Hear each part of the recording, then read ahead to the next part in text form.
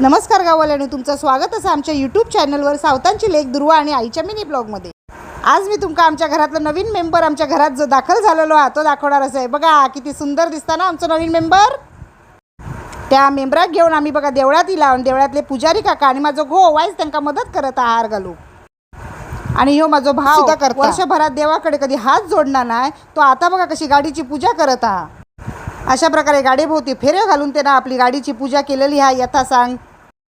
यथासांग पूजा ही संपन्न झालेली असा।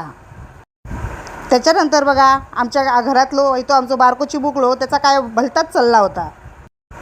नंतर बघा अशा प्रकारे माझ्या घोवान नारळ घेतल्या हातात, नारळ असो गोल फिरवून नंतर तो असं वाढवल्याने एका फटक्यातच नारळ वाढवलो।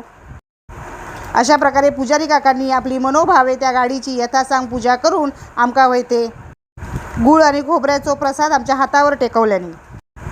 मग काय आता भारी गाडी तर भारी गमत होती।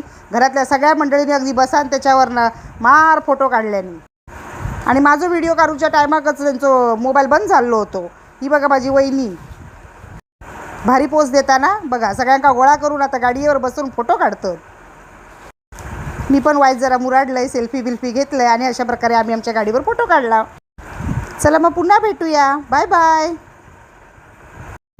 तुमका जर माझा व्हिडिओ आवडला असेल तर लाईक शेअर आणि सबस्क्राईब करा।